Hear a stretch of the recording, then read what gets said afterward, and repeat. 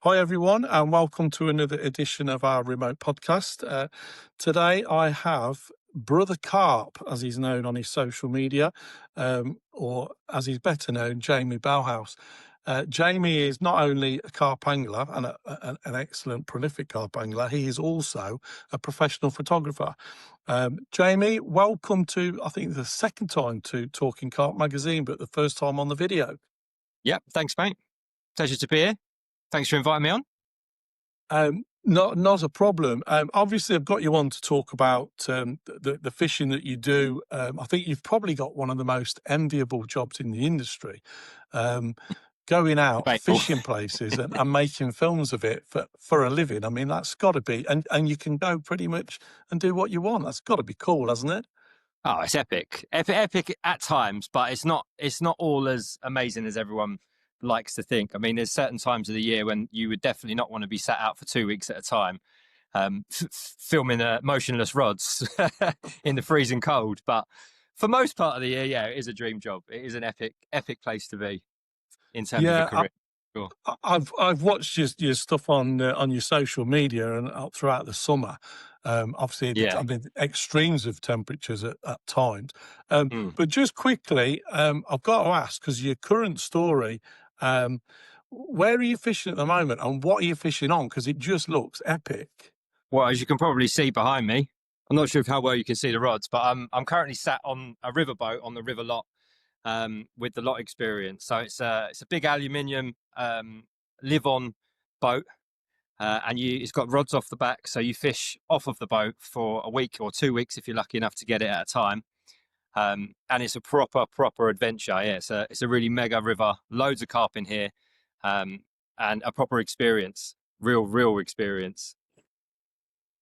Yeah, I mean, it does. From your Instagram and that, the stories you've been putting up, it does look epic.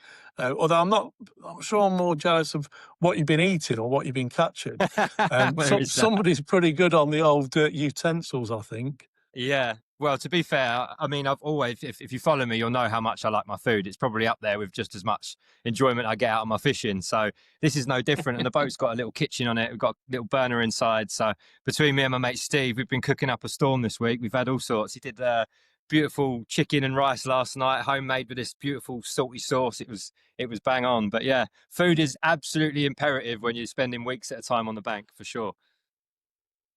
Yeah, I suppose. So if we just sort of step back a bit in time then, because how did you transition from, were you a photographer first, then a carp angler, or did the two sort of just come together? Well, I've been a carp angler for as long as I can remember. I started fishing from the age of about 3 years old. Right.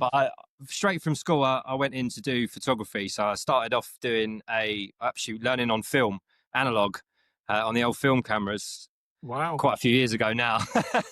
But yeah, I did a degree at college, and then I went on to do sort of events. So like most people start doing like family events. Went on to do sort of music events, weddings, things like that. And then I really sort of found my niche in fitness and fashion. So for about 6 or 7 years, I was a fitness and fashion photographer. I shot for lots of different modeling agencies all around Europe. Did loads of well, you know, the body power exhibitions up at the NEC. Yeah, yeah. Used to do loads of the brands, like marketing media, for that. So yeah, that was a completely different industry to be part of, but it was an exciting part of my journey before becoming a full-time videographer on the carp fishing side. How did you get into the onto the fishing side? I mean, a lot of our sort of viewers and readers and stuff will be interested in that. Certainly the younger generation. What was the lead into that? It was by chance, to be fair. So we'd always, obviously, I've always been a photographer. So whenever we used to go fishing, I used to obviously take all the photos for the lads and post them on social media. But the videography side didn't really kick off fully until DJI brought out one of their first drones, which I believe was the Phantom 3. And I was talking about Right, getting, I was like, oh, I can get some amazing shots of the lake. No one had a drone at this time. Very few people, only if you were well into that sort of tech. right. So I ended up getting one, and we were fishing a lake called Track. Was it Track? Track at Domaine de Goncourt. And the owner there, Pascal, saw that we had a drone. She's like, oh, this is amazing. Can you show me some of the shots? So we got chatting. I explained to her I was a photographer, and she said, "Would you be able to come out and do some stuff for us at the lakes here?" 'Cause she's had like a big complex of lakes over there, Yeah. and I was like, "Absolutely! Like this is what I do for a living." So we got chatting, and I ended up spending about 2 months back and forward to France filming all the different lakes for her website. I think most of the media on there is still mine now. And that's sort of what really kick-started it. And from there, I thought, well, if there's a market for this, it might be worth exploring. I was enjoying the fitness and fashion, but after 6 or 7 years, it becomes very samey. Yeah. And it wasn't really well, at the time, fitness was, I was well into my fitness, but it wasn't really my passion. Fishing's always been my passion. Um, and to be able to go fishing and to get paid at the same time, I was like, well, it's an easy one for me. So Yeah. it sort of stemmed from there, and I started picking up small little bits of work for little tackle brands, just producty bits. And then it was Angling Lines actually, who I still work for now. Mm. Um, we used to do trips, all of our fishing trips to France back then, all through Angling Lines. And they started to notice that I was making these videos, and they were like, "Look, would you be interested if we gave you at the time, lakes to fish for free? Come across and do some videos for us." And I was like, "Yeah, absolutely. If get a Wow. bit of free fishing, I can do some of my other stuff while I'm out there." I was like, "Absolutely." So that's how it really stemmed, and then it's just been non-stop from there. I've worked with so many different companies and brands now. Um, it's been exciting. It's been fun. So, so this is what you do. The fishing bit isn't full time, is it? You do well, you just sort of do any brand. I noticed you've done some stuff with Suzuki. Yeah. So I've got Brother Carp is one of my companies, and the Real Nomads, which is on my hat.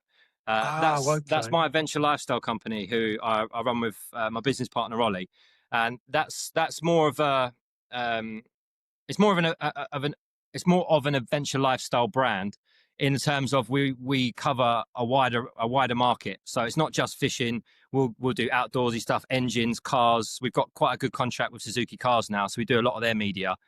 We've Wow. just recently done the Evatara press event, and we've got another big shoot for them at the end of the month as well. So it's not just fishing.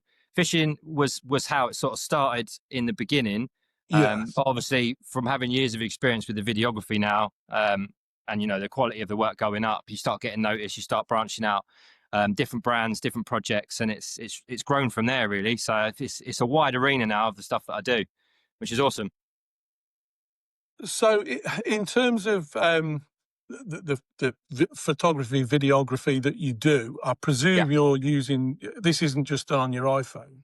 No, absolutely not. No, I mean, if you look, I did a post earlier this year of all the kit that I'd brought with me on one of my fishing trips, and I laid it all out on the bench, and I was like, Jesus Christ, there's close to 100 grams worth of gear sat on the table there, just of camera kit alone. Um, Wow. yeah, obviously this is, you build your kit up over years. And coming from a photography background, I had a lot of my stuff, starting back from when I was early 20s, and you Right. start to Okay. build it. So, I mean, the cost of replacing all the kit and keeping up to date is astronomical. Like it's a lot every year. But for the projects that I take on now, for the clients I'm working for, international brands, they expect high quality media. And Yeah. you just won't get it using your iPhone or using action cameras, as good as they are. And they have their uses, especially with the videos. You haven't got to be as conscious of the quality when you're creating a story. On the fishing side, Yeah. people that watch YouTube videos, they're more invested in the story than how good the shots are. Right. Okay. Great footage makes a great story, builds a great story, right? And people appreciate it, but it's the story that really draws people in, not necessarily the camera gear on that side of things.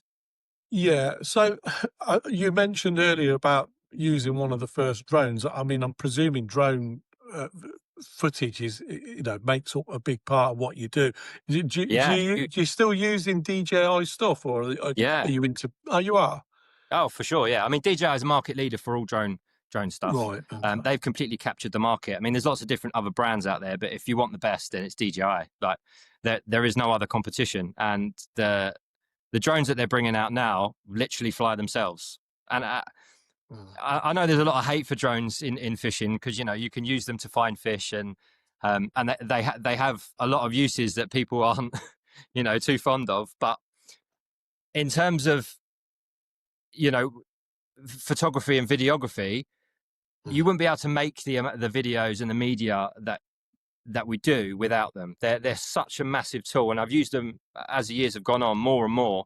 So much so that sometimes the drones get used more now from day to day than some of the cameras, especially on some of these fishing shoots like we are today. Yeah. You know, when you're moving around a small boat, there's only so many angles you can get. But with a drone, I can take it off the boat. I can get some nice side shots. Actually, recently I've just upgraded my drone before I come out here. So I've just gone from the Mavic 3 Cine to the Mavic 4 Pro, which has got the telephoto lens on it, and that thing is a beast. Wow. It is unbelievable. I mean, no one's seen the shots from this yet, and I'll probably Right. post when I get back. I'll probably post a few of the shots up from this trip. But the telephoto lens on this drone is like having a DSLR up in the air. It's unbelievable, Wow. and and the difference in quality that you'll see from the videos from now using this setup is like night and day. It is a massive step forward from DJI. Really? Yeah, That's I mean, incredible. I'm going well down the camera route now because it gets me excited. But No, no, if it's absolutely fine, mate. uh, it, so I used to have one of the old Inspire drones, which is the big one that come in the suitcase. And that was All right. sort of, it had a micro four third sensor, which if you know anything about cameras, you know, it's quite a big sensor. Yeah. And it was like having a proper camera up in the sky. And it's taken a few years for the smaller drones to sort of catch up with that level of quality. But the problem with it being was that it was so big that I couldn't take it on shoots. Like it just took up so much room, and it was cumbersome. And you're trying to load the Right. boat with all this sort of stuff, you have to sort of scale down as much as you can. So Yeah. having that level of quality now in such a smaller package, especially for stuff like this, is a complete game changer. It's epic. Wow. So I take it you still use DSLRs for, you know, your shoots as well. Yeah. Do you are they more for the stills, or do you still use them for the videoing as well? Yeah, no, anything on the ground. I've got two Canon R5s, which are sort of what I use all the time. I do have a Blackmagic 4K, but that's more of a cinema camera. And that's Right. again, it's quite once it's all set up, it's quite a big setup. And when you're moving around and you're being quite dynamic, having a big setup isn't ideal, especially on a boat like this. You want something that fits in your hand. It's fairly small. You can pick up, run and gun sort of stuff. Um, you know, a lot of people use Sonys. Mm. I personally use Canon because I come from a photography background. Canon colors were always miles ahead of Sony's color science back in the day. Oh, Uh, okay. in recent years, again, Sony have caught up, and now they you know they've always built some of the best film cameras in the industry, but their Mm. photography side was never quite there. You know, you used to get a lot of Right. blue tones in a lot of the shots, and their color science only recently in the last few years has now started to catch up on the DSLR, the smaller side, with Canon. So that's why I sort Right. of, you know, I had the lenses, and once you've got loads of lenses, you tend to stick to the same sort of same setup, so you haven't got to keep changing your camera and your lens and having Yeah. adapters and God knows what else. And so obviously all this footage that you gather, Yeah. I'm presuming you have quite a collection of memory cards. Oh, you have no idea. Oh, honestly. So I shoot everything. But I know a lot of the guys who shoot this sort of stuff. They shoot in you know, HD 1080. I shoot everything in 4K. Sometimes now 6K, depending on if I need to punch in on certain stuff. And Wow. I'm doing 2 terabytes a week every time I'm out. If that gives you an idea of how many hard drives I'm going through. Yeah, So yeah. every 2 weeks, a 4 terabyte hard drive. I shoot a lot of SSDs when I'm out and about because I need the speed of the transfer. So if I'm shooting Okay. stuff and I need to download it onto my hard drive, I haven't got time to sit there for 2 hours because while that card is downloading, I might get a run and I can't miss that. So I need that card back within a few minutes. So I've got to have Oh, an okay. SSD because it only takes 15, 20 minutes to download, you know, half a terabyte of files from the camera to the SSD. Whereas on a hard drive, that's going to take 2-3 hours at a time. So Right. yeah, I've got a very big collection of hard drives, and they are growing daily. The catalog, I've got a spreadsheet as long as your arm for everything that's on them all. Unbelievable. I don't So, think that will so change. what do you do about editing then? I mean, obviously you put. uh, I'm guessing the editing must take a big piece of your time as well. Yeah, huge. To be fair, the editing takes more time than anything else, and Right. in recent, I haven't done a YouTube video now for like a proper feature video for about 3 years, maybe even 4 years now, and it's just because of the time investment. An Really? hour-long video is at least 2 weeks of editing minimum. If you want a decent video, I mean, you can knock a half decent one out in a week if you're lucky. But I'm going through terabytes of footage, reviewing it, cutting it, color grading it. I shoot everything in log so that I've got the range to be able to bring all the shadows and the colors and the highlights and everything back. Wow. So there's a lot of time investment for that, and YouTube especially, you're not getting that time paid back, even with the fees that you get from the views. It doesn't add. It's not. What's the word I'm looking for? Viable, I suppose. Yeah, Is it's it not viable. Yeah. It's not viable from a salary perspective. Yeah. I have to prioritize, clients and jobs that I'm doing, and that takes up most of my time now with the editing. And I would like to get back to doing YouTube videos. Actually, I just finished one, believe this or not. I just finished an edit that I filmed in March last year. And that's how, whenever I've got a day or two spare, which is very rarely nowadays, I jump onto it and I do a little bit here and there. And it was the other day I actually finished it. It was a mega lake from Slovenia. That's a take. Oh, sorry, got distracted there. You just had a big, Right.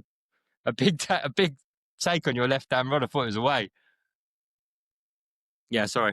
It's okay, mate. It's okay. It just proves that we're doing this live. We are live fishing. Yeah, just saw a corner of my eye. I just saw his rod tip bang like that. I was like, oh, we're away. Where were we? Yeah. So, from the edit. Yeah. Go on. Sorry. Sorry. Yeah. Do you use any particular stuff? Have you got like a favorite bit of software? Yeah, you have. Yeah. So I use Final Cut Pro. Most people again use Premiere Pro. Yeah. I started learning as an amateur for video. I never did any courses. I didn't go to film school or anything like that. Mine was all my learning was on photography side, lighting and photography. Right. So when I first got into it, I started using iMovie. This is back. We're talking. Wow, yeah. We're talking 13 years ago. When I first got an Apple Mac, I was like, oh, iMovie. So yeah. When it started to become more professional, I then moved from iMovie to Final Cut Pro, which is almost the same sort of user interface. So it was very easy for me to transition from one to the other. And I tried Premiere Pro for all of about a day. It crashed on me 3 times, and I said, absolutely never again. And I think a lot of the people that use that software, that especially some of the filming guys that I know, they have a lot of the same problems. They get halfway through a project and just go, no, not doing that anymore, and they have to start again. And touch wood. And what about the hard? What about the hardware that you run that on? Yeah, so I've got last year's Mac. Again, this comes back to how much stuff you have to constantly upgrade every year. You have to keep on top of, or as things progress, you got to, upgrade all of your gear. And my Mac, every 3 years, I get a new Mac. This one is the M2 Pro Max, whatever it is. It's the top level one, and that's just for processing and rendering. Again, everything's about time. And I can't be sat there waiting for a project to render for 2-3 hours at a time. I need it to be done instantly.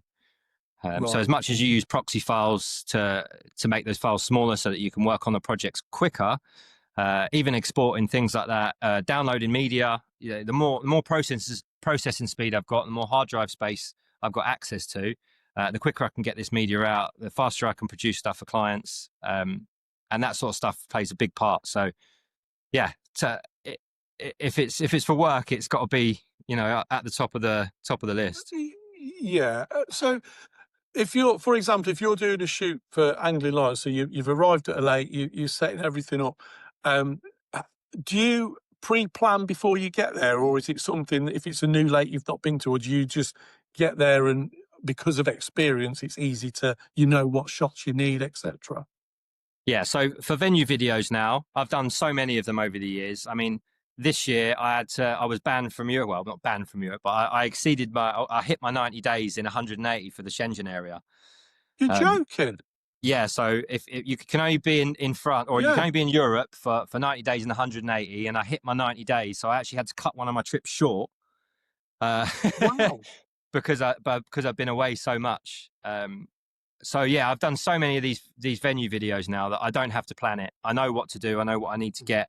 I've already got it in my head, depending on the venue. what shots I need to get. But if I'm doing different client work, different project work, especially with the car shoots, stuff like that, everything is pre-planned. So I have a shot list.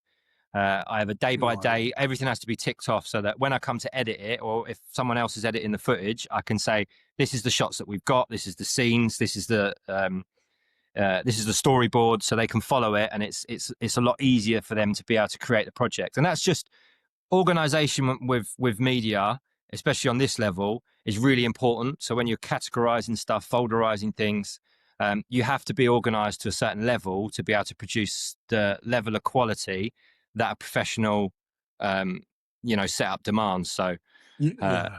yeah. So, with all this, does the fishing kind of, when you're doing this filming for fishing venues, does the carp fishing come second? Does it, or or is it, no, I'm there to fish and I'll get the footage as well? But I will say there has been plenty of times where I've lost fish because I'm setting up a camera while I've got a rod in my hand, and I'm looking this way while half playing the fish. So it doesn't come second, but there is an element that I am there a lot of the time. I am there for the media, so yeah, there's no point me catching this fish if I can't capture it, because the whole point of me being there is because I've got to create a promotional video. So it's yeah, always in my mind that everything that I'm doing, everything that I'm, creating, or if I'm tying rigs, I have to make sure that, have I got it captured? Is it part of the shot list? Do I need to include that in the video? So for certain venues, right, they'll have different criteria, and I have to have that in my mind so that if they've got certain facilities or anything like that I need to use, I have to make sure when I'm using them, I've got all the cameras set up. I can't just go right. and when I arrive, I can't just go and use a shower and start making all, putting my bags and everything, because then the next day I'll be like, oh, I've got to take all my bags back out and clean all the apartment or everything, the facilities again, because I've got all my stuff in there. So yeah, Right. yeah, there's a lot to think about. There's a lot to think about. So, what what happens if you don't catch it, or is that not really an issue? It's more about the facilities and the lake rather than the fish. Yeah, so I've had this happen to me 3 times in the last 7 years, I think, that Oh, I've wow. blanked, which isn't too bad. I've done all right. Mm. No. It's very difficult to make. I was actually talking about this with my mate the other day. It's very difficult to make a feature if you don't catch any fish. It's not a very good advertisement. So what usually would happen in the rare cases that it has in the past is I would talk to it was usually angling lines, or I'd talk to the venue owner and say, look, it hasn't worked out. We haven't been able to catch here. I'll do what I can, but we'll aim to try and get it back in at a later date when the fish have switched back on. Or if Right.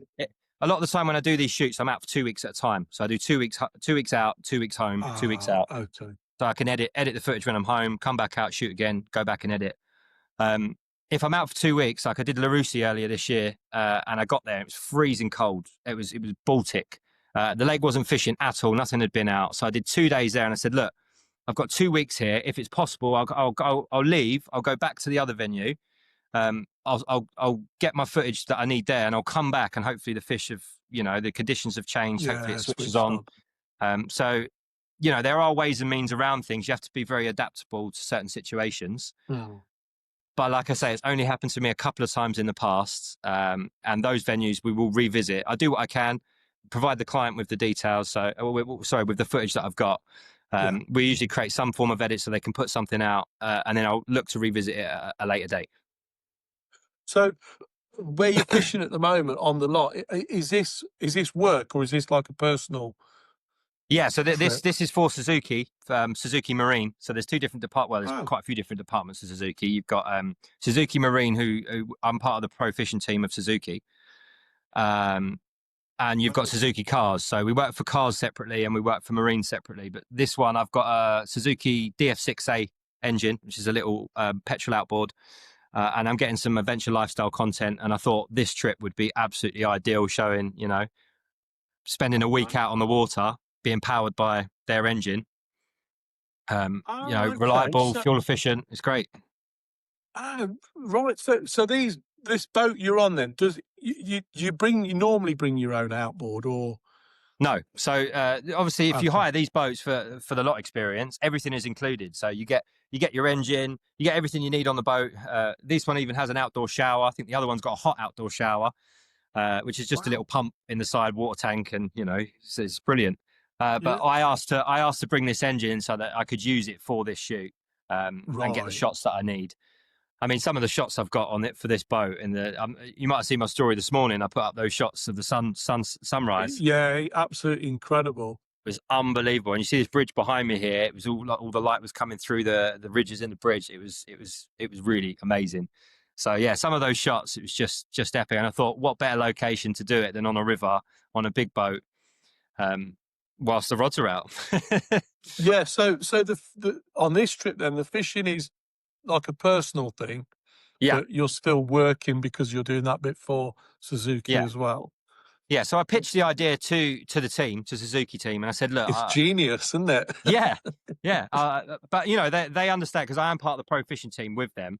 So a lot of the stuff that we do, they know is fishing orientated. So that it sort of leans towards that, and the people that are going to go out and buy these sorts of small engines are going to be people like us that go fishing, that go on the wilder side, that need to get from A to B. Over long distances in inflatable ribs with all your kit. If you're going on big Yeah. barrages or long rivers or you know big old mountain lakes, that these things are targeted towards that market, anglers.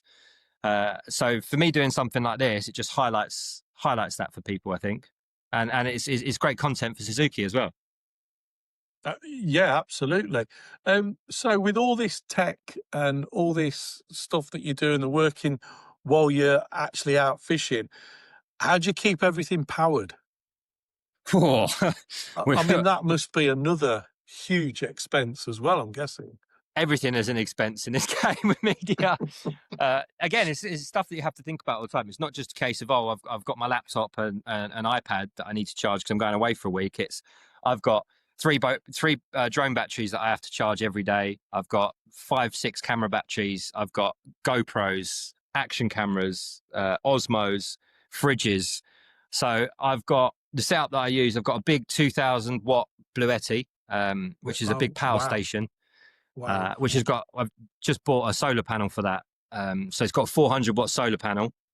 I And that saw pretty that much, on one of your stories. That's yeah, a big piece of kit as well, isn't it? that's the big one. Yeah. But again, the problem I've got with it is it's so big and heavy. It takes up so much space. If I'm trying to travel light or doing stuff like this, the smaller, the better. The less kit that you can have, the Yeah. better the shoot normally goes because it just takes longer to do everything. But there are cases like now where I wouldn't, I wouldn't get away with using a smaller power pack. Right. So I've also got a smaller. I've got that one. I think I've got a. I can't remember what size it is, but it's about half the power of that. It's a little box one. Most people have that sort of size if they're doing this sort of thing. And for most Yeah. people, that's fine. You can charge your laptop and stuff, and it see you for a week. Yeah. That one we've had going for 4 days, and it's at 7%. That gives you an idea of how much power that I go through. Wow. We've also got an internal battery on the boat, which comes as part of the boat. That one seems to have stayed charged pretty well, but we're just charging phones and a couple of head torches and stuff off of that. Right. But yeah, from the most part, if I get really stuck, like last week we were at Fulleys Lake on a social, and I had a generator with me because I knew that I had to charge everything before I come into to the river because there was no charging facilities at Oh, Fulleys. okay. So you've gone straight from Fulleys onto the lock Yeah, then. and Right. because we've also got we've got lithium batteries for the boat. I've got a lithium battery for the fridge that I bring with me, and obviously after a week, they're pretty much done. So I had to charge those up, ready for this trip as well. So I thought, there's no way I'm going to be able to do it on the solar panels. So I brought the petrol generator just for that. So yeah, all of these things over the years I've accumulated for different projects, for different things, and now I've got a base of power that I can pick and choose what I need for where I go. Yeah, I mean, it's again, just that alone is thousands of pounds worth of kit, isn't it? Yeah, I mean, I was quite lucky with Bluetti because they were a company that I actually partnered with about 4 years ago. They reached out to me on some of the stuff that I was doing and gave me the small power pack and the solar panel, and I did a load of media for them. But they had about 10 different marketing people in the space of 2 years. Every other day, I was getting a new email saying, "Oh, we've got someone else that's now taken over this role." So I think I did the first first project with them for the small power pack.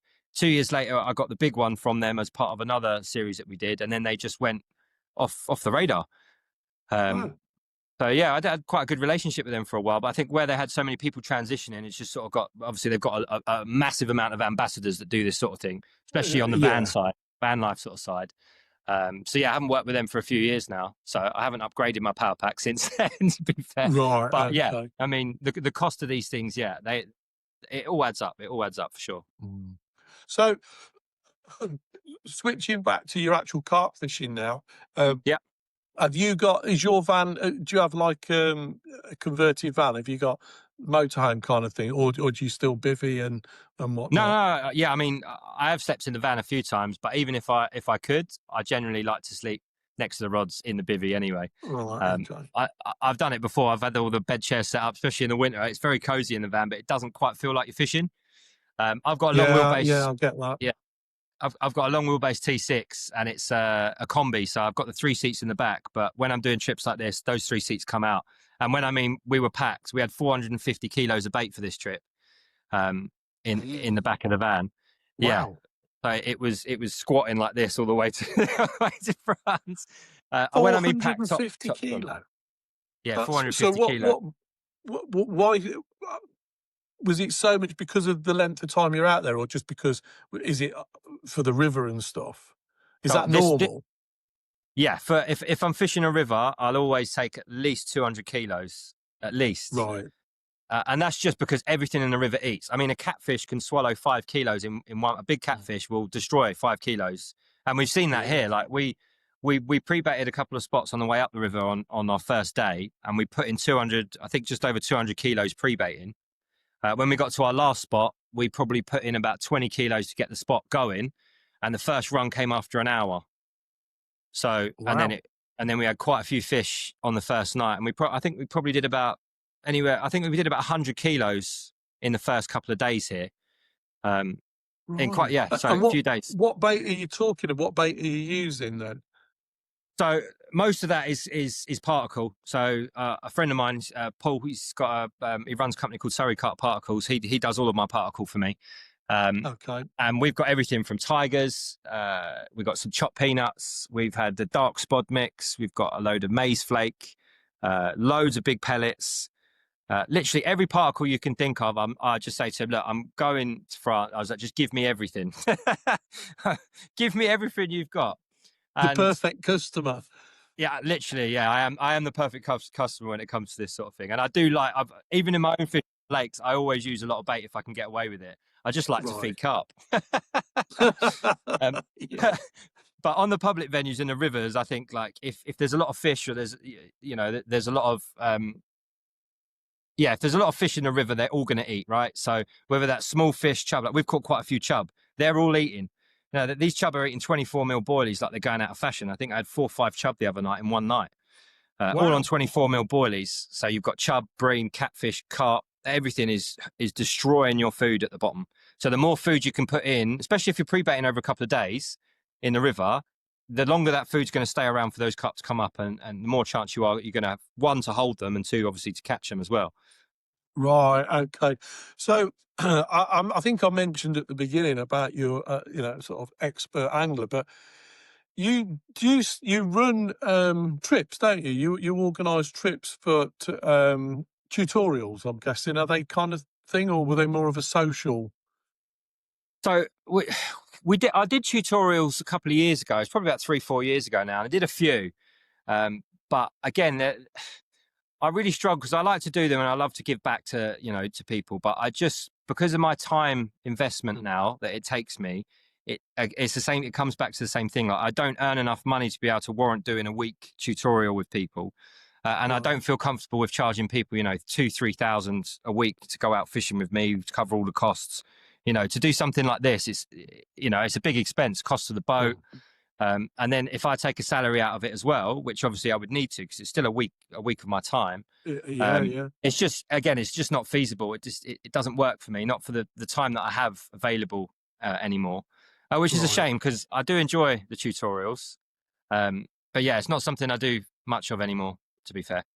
Did you not do some trips recent for at Sandhurst, some events at Oh Sandhurst yeah, and yeah. stuff. So I do the socials. Yeah, yeah. They're not Is so that much what the tutorials. socials? Yeah. So I do a bit of work with Leon Bartrup. Yeah. He's got his Catch More Carp platform, and a lot of the guys from there. He runs events every year, and I think it was back end of last year or the year before. He said to me, "Look, we should run a few of these trips together in collab. You could do all the photography, which is great for the guys. We basically just we set the trips up, get everyone on. We go around do it. So if they catch fish any time in the night, we'll get up, we'll go do their photos for them. Most of the time, me and Leon don't fish these. Oh, We just okay. we go around all day, sit in the swim, talk to the guys if they've got any questions. You know, if they're struggling with their angling, if they want to know certain things, we just help people with like progress.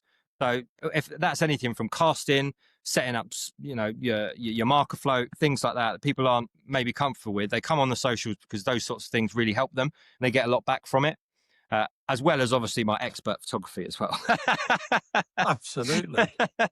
So they get Although a few they're all nice trying catches to mimic that from. on an iPhone, are they?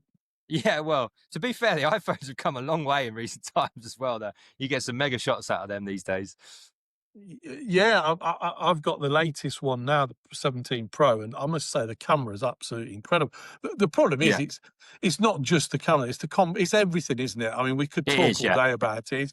The composition, yeah, the amount of times we've had people sending pictures into the mag to go into the catch report section, you know, with big yeah. bags of rubbish hanging just off the back of their head, and Oh, you know, yeah. it's kind of quite tragic, really. But Especially if you've got a so night. I've so seen some of the most incredible carp, and people have just like chopped their heads off, or you know, you're missing a tail yeah, because someone's pointing the camera over yeah. here. Yeah, Yeah, yeah. it is. There's a lot It's to it. There is a lot to it with photography. yeah, absolutely. And as I say, I literally could. I find it's fascinating. I mean, some of the stuff that you put out on your social media that is just amazing. You know, the shots you get. Thanks, But mate. I think you've got to have a creative flair, haven't you? You must have that creative sort of, or at least a passion as such. Yeah, I think it's more of a passion. Yeah, definitely. I think anyone can be creative. Anyone's got the ability to be creative, but if you don't enjoy it, you just Mm. won't excel at it. You won't push yourself to try and do better. And it's like anything. Like photography takes time to learn, and it's trial and error. Especially Yeah, nowadays with digital, like you can take 1,000 photos if you want to. If you only use two yeah, of them, you only need two great shots. You can take 998 terrible shots. Do you know what I mean? yeah, um, yeah. but But yeah. so in terms of fishing gear, Yeah, because you were with Nash, weren't you, for a while? Was that? Were you part of nearly their seven, videography? cr- 7, 8 years. I was Right, uh uh I can't get my words out today. 7, 8 years I was a consultant for Nash. right. I had a great relationship. Still push Nash daily. Like I still use all the kit, still wear all their stuff. Like I Yeah, love their yeah, product. But again, it came back to um one, obviously being a consultant, I was tied to one brand. And yeah, I'm very conscious if I'm working with someone, I don't like to step on people's toes, and I like to give everything 100%.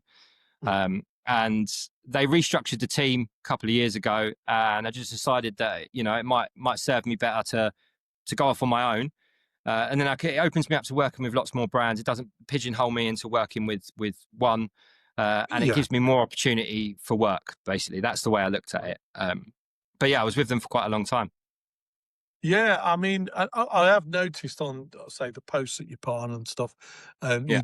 you still use their bivvies and all their Oh, gear, and absolutely. Yeah. Yeah. um, it's so. So, in terms of planning a trip, do you just is it automatic now that you just know what to put on, or do you still work to a checklist that you've got? Because what happens if you arrive and you forgot the drone or something? I mean, you can't for snookered, Yeah, that are you? doesn't happen. Fair enough. Again, I was having this conversation the other day with my mate, and he said, "Oh, brother, the amount of times I've come and forgot my fishing alarms." So I'm like, "How do you forget your Yeah, alarms?" But yeah, because I do this every day, like every 2 weeks I'm out, and every 2 weeks I'm back home. So right. that there's no possibility of me forgetting something because I'm a very organized person in general. Like everything has to be lined up in a certain way. Okay. Everything's got to be. I'm really tidy. I've got my tables with everything. So when I get home, everything goes in my garage exactly where it should be, and I Yeah, know once I've picked it all up, everything goes in the van. Certain trips is different. So like for this trip, obviously we're on the boat. I need everything for the inflatable boats. I needed the different power setup. So I know in my mind when I'm packing the van, okay, I've got to make sure I've got this. Yeah. But again, it all comes back to one organization and just knowing what you've got coming up. So if I have to have a checklist for a project that is out of the norm, I'll double check and make sure that everything's covered. Right. So you must. I dread to think how many times in a year you load and unload your van. I mean, it must be You don't want incredible. to know. So to be fair, like on the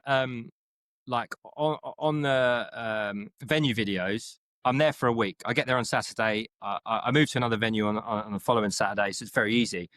Um, Right. on when I'm doing these sorts of adventures where we're doing public fishing, like on the reservoirs or if we're exploring, we might move 2, 3 times in a day. So with all the kit Right. that we've got, it is very physical.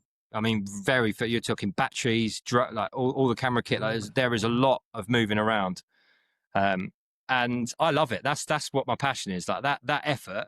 For me, sometimes I'll be catching loads of fish and I'll be sat in a swim and everything will be perfect. And I'll do 2 days and I'll be like, right, I need to move. I get itchy feet. And we've done it Really? before. We've done it before. We moved. We were at Cabernac on the lot 2 years ago. And we were in a swim on the bend and it was unbelievable. We caught so many fish. I mean, ridiculous fish. But we'd done 3 days of hauling. And I was like, I feel like I just want to change the scenery. Like I've got what I need here. Even though we're catching loads of fish there in front of us, it's like, I just want to move. Wow. Yeah. So we hauled all the kit up. We went downriver. We spent 4 hours driving one way. We decided we didn't want to be us. We drove 2 hours back the way we came. We plotted up in a new spot. And luckily for us at that time, we started catching loads of fish again. But you roll the dice, right? When you're fishing, Yeah. you Yeah. roll the dice. But yeah, I'm if just there's amazed that anybody wants to fish with you. Yeah. Well, there is that. There is that. Uh, They've yeah, got to no, be. you've got to have the mentality to fish. This sort of fishing is wild and it's unexpected, and you've got to be Yeah. dynamic. You've got to be able to move, and you've got to have the mentality to put the effort in. If you're a turn up at a lake, put your rods out, sit behind, your alarms for a week with a beer in your hand, and you're quite happy to do that. This is the public side, the wild side is definitely not for you. Yeah. But that's where the venue video, like these holiday venues are perfect. Um, Yeah. Fishing's different for everyone, right? We all get different things out of it. But for Yeah. me, like, Absolutely. yeah, the adventure side and the effort, the packing up, like I love it. I love setting up camp. Love getting everything organised. I love it. Yeah. You're quite crazy then. Yeah. So, how far afield? I mean, obviously you're in France at the moment. And Yeah. do you kind of go wherever you need to go? Do you cover the whole, or do you just stay within France? Or do you travel much further afield than that? Yeah, I mean, I go all over Europe, literally all Right. over. A few years ago, I did quite a lot of work for Carp Circle. Um, they've got a lot of venues in Croatia, Slovenia, now Hungary, Romania, um, Oh, okay. Bosnia. So I think 2 or 3 years ago, I did 3 or 4 separate trips to Bosnia in one year. Sorry, to Wow. Croatia. So I drove to Croatia 3 or 4 times in a year. Wow. Um, and we've also done two driving trips to Bosnia as well, which is even further than Croatia. So yeah, I've literally been all over Europe. So I've fished Germany, Austria, Belgium, Slovenia, Croatia, Italy, France. I haven't done Spain yet. That is massively up on my list. Spain is Oh, next year. okay. Yeah, which might sound crazy considering I've done like most of Europe, but yeah, Spain is real Yeah. high up, especially when Are I see these? Samir, who's incredible carp. Yeah, absolutely. It is amazing, isn't it? I mean, Yeah. um, what he gets up to over there, and the fish are just absolutely stunning. But Some of the most uh, incredible mirrors. Yeah, unbelievable. so, do you have you is your so like we're coming to the end of 25 now? So is next year kind of mapped out? Is it planned out? Your shoots and stuff, or do things just evolve? Yeah, so I always plan in the trips that I plan in with angling lines are always sort of set. They've been my best customer, my best clients for about 5 or 6 years now. I Right. love working with them. They're so consistent. So I always give them sort of first refusal on my dates. So I have a couple of projects, obviously holidays for myself I have to plan in, which are few and far between these days. But if I'm Mm. doing my own sorts of fishing trips, I try and get them in first. Right. Then and then angling lines, their stuff, because they usually give me anywhere between 6 and I think I did about 15 weeks this year with them. Yeah, Wow. something crazy along them lines. I think it was 12 weeks I did this year, and I think we've booked in 8 weeks for next year. So some of Right. it's booked a year in advance. But I also like to be quite fluid in terms of if I've got weeks free, I'll sometimes pencil them in for trips that I'm doing myself. So I leave Right. them Okay. open. So if I've got, I could put a project in that week, I'll pencil it in. And then if a project comes up or a client comes to me and say, well, I've got these 2 weeks here that would work perfectly for what you need. So yeah, there is a bit of planning involved. And obviously with the work that I do, I have to be very organized in that sense as well, because it's Yeah. not like I can just go, you need me to go out next week. It's just not going to happen. I've got to be, nowadays it's sort of Right. 6 months minimum in advance. Right. Okay. And what?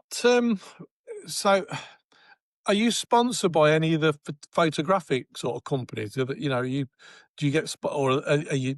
Is it just everything you buy you just purchase as you need, sort of thing?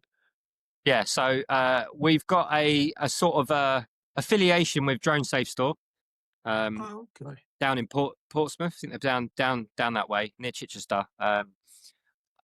They always look after us, so we get a bit of a discount from those guys. And to be fair, I actually, before we even sort of made a little deal with them, I bought my last drone about 3 or 4 years ago by chance, from the guy who owns Drone Safe Store, and he come up and hand delivered it to me. Oh, Um, right. and again, by chance, about a year or two later, we were looking for some more kit for the Real Nomads. And my business partner got in contact with him, and he was like, Jamie, he's like, I recognize that name. He's like, I hand delivered a drone to this guy. And that's how we built a relationship with them. And now, they loan, if we ever need kit that I haven't got, like recently, my last drone, my Mavic 3 had to go in for repair because the controller wasn't working and the arm that had to be fixed. They lent us for free of charge the new Mavic 4, which I just upgraded to. So they're Oh, really right. good. It's nice to have that sort of relationship. But in terms of sponsorships from camera brands, no, not at the moment. No. It's I find a lot of the marketing sort of opportunities you get with that sort of thing are product specific. So if camera Yeah, companies okay. like the Osmos, they'll bring out something and they'll do a big marketing push and they'll say, okay, we'll send you this for X media. Uh, and that's the end of it. And until they come up with something else, or they've got a different marketing plan, you won't hear from them again. So I have had Right. things like that in the past, like little bits of kit. I've had sliders, gimbals, and stuff like that have been sent to me, but it's not sort of an ongoing partnership with the camera brands. And I'm not sure if that's just um, a business decision or whether it's just the fact that they're marketing. They just pick and choose as and Yeah. when different products come in. But I yeah, no, I'm I open. Oh, suppose. completely open to if there is anyone watching and you want to sponsor me for camera gear, I'm happy to do Yeah, it. I suppose that the problem is then you've got to actually film the cameras that you're filming with. So Yeah, it's no, I do all that. I do all that. But the thing is, oh, do you? yeah. So if I'm doing a lot of the product stuff that I do, so we've had brand deals for like the coffee machines, Hey Pressos. Yeah, yeah. We just had a couple of those. I do all the media for that. Again, it's a venture lifestyle. So if I'm out here, Oh, I'm on the okay. bank. I can do some videos of me doing coffees and stuff like that. All these sorts of things. If it's anything to do with outdoors, survival, adventure lifestyle, product wise, I'll create a project around it, or I'll fit it in with what I'm doing. Actually, we had a company called Tent Oh, Style. You ever heard of them? right. No. They're like platforms, like hammocks basically, but they're in like triangle shapes, and you string them tight with like a ratchet into the Right. trees, and Okay. I they're think like I've seen super. their advertising. Yeah, you sleep on them. They're like super tight platforms. Hmm. And we had a project, I think it was about 2 years ago now. We decided we wanted to go and do a camping catch adventure lifestyle trip. Cook what you eat. Sorry, catch what you cook what you catch. Cook what you catch. Get it right. That's easy for you to Yeah. say. So I was like, I brainstormed it all. I was like, right, yeah, let's get it in. And I was like, oh, what could we do? I was like, oh, we could sleep in hammocks. I was like, it'd be perfect. We could go on this big adventure. We'd go fishing for trout. We'll cook up the trout while we're sleeping in the trees. So I reached out to Ten Style and I said, look, we've got this project in mind. Would you be up for getting involved? They were like, absolutely. What you need. They were really good about it. They loved the idea of the project, and they sent me out a couple of these tent styles free of charge.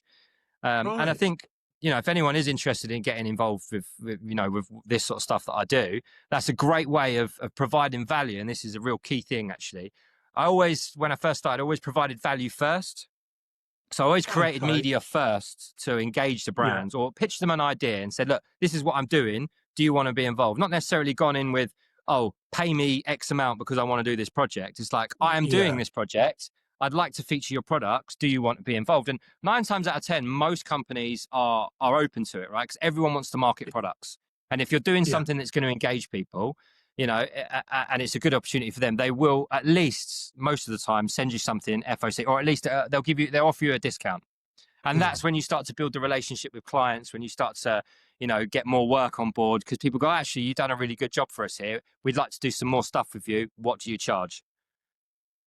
So, sorry, I went off on a bit of tangent there, but No, no, yeah, yeah, it's absolutely fine. It's interesting because you often in the carpet sort of sector, you get yeah, these people who say, you know, oh, send me some free products and I'll do yeah, you a video or and that from everybody I've spoke to that work, you know, that work alongside with the brands, um, that's not what interests them. You know, yeah, they get those 100 of those emails a day where somebody can exactly always that. Yeah, send me something free and I'll put it on my YouTube. It's not yeah, about that, is it? And that's what you're saying. no, It's about, and I know that um, the brands, the carp brands, you know, they're looking at what people are putting out. They're looking at content. They're looking to see oh, could for that sure. person do anything for us. Um, you shouldn't need to contact them as in that respect. But like you say, if you're going with an idea that you've already started with, I Yeah, suppose it shows your commitment to doing it, doesn't it? yeah, and it gives the brand, you know, a bit of confidence that you're interested in actually using their products, right, or that Mm, you believe in what they're doing. yeah. Whereas, you know, some, like you say, some people would just blanket email loads of people, send me some stuff, please, or sometimes not even please, just send me a load of Not in stuff, place. please. I want this, Yeah, just give it to me.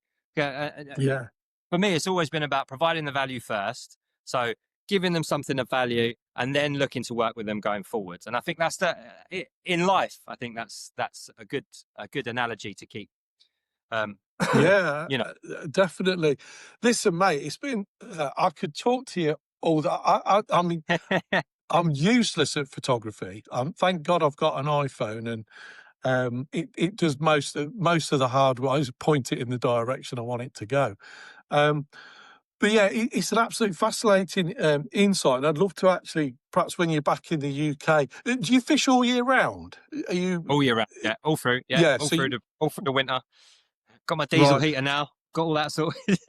Oh, right. Okay. Well, I hope you vent it properly. We don't want any No, nonsense. it's a little hot water, hot air pipe that goes under the bivvy. Everything stays outside. It's great. It's like the Oh, ones they right. use Okay. in the vans. But yeah, yeah, I do. Sorry, I fish all through Oh, the year. Yeah. is that what you've got? You've got one of them set up to go into the bivvy, have you? Yeah, so it's a little. It looks like a little toolbox.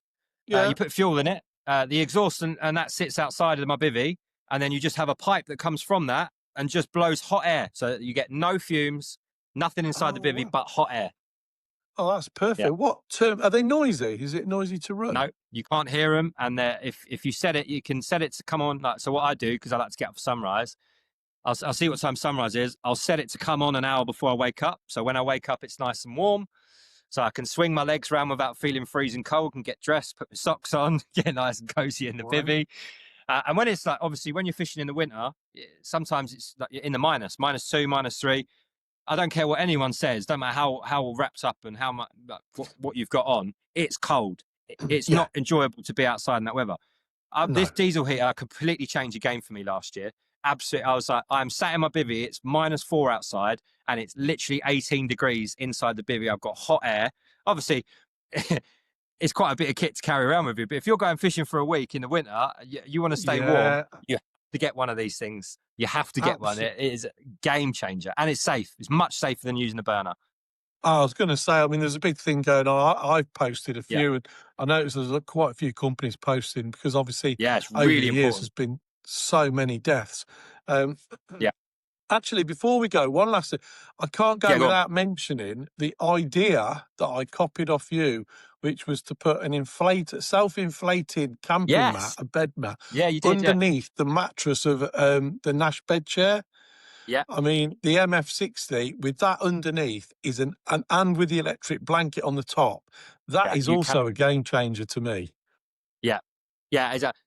There is nothing more comfortable than that bed chair that's set up there with the inflatable mattress. Because one, obviously it stops the mattress sagging, and again, doesn't matter how tight you get any sort of tensioners on bed chairs, you're No. always going to get a slight dip. Yeah, But with that mattress on top, it literally makes it completely flat. Not only that, it's the insulation it gives you as well. So yeah, it's so much warmer from underneath, because you lose most of your heat when you're sleeping from the bottom. yeah, Again, absolutely. when it's cold, yeah, For the extra little bit of weight that added to the bed chair, which was already, heavy and bulky anyway, yeah. it was so. In fact, the last 2 week trips that I've done used it. Um, I actually didn't bother fishing the night because I was too comfortable and didn't want to be disturbed. Yeah. Oh, I've done that many times, mate. Many times. I thought, Yeah. I'm winding in here. I'm having Yeah. such a good kit. Absolutely Yeah. amazing. But yeah, listen, Jamie, it's been absolutely fantastic. Yeah. What Thanks time for have we having me got? on, mate. So you're an hour ahead of us, are you? Is that right? I am, yes. Yeah. So it's Yeah. nearly five So o'clock. It's five. It's so already it'll getting dark. be it's got to be nearly dinner time, hasn't it? Tea time. Get the Yeah. get the burners on, I'll get the bank bitch sorted. Get the dinner on. mate. It's I'm joking. I'm joking. It's my turn to do dinner yeah. So tonight. so on the next update on your story, it'll be when you're climbing back in the boat. Yeah. Yeah. I hope so. Yeah. Yeah. Absolutely. So, okay, listen, brilliant, mate, and we'll catch up again soon. But thanks for your time, and I hope the rest of the trip carries on with some success. Thanks, mate. Appreciate it. Thanks for having me on. Cheers, Jamie. Ta-ra, Cheers, mate. bye.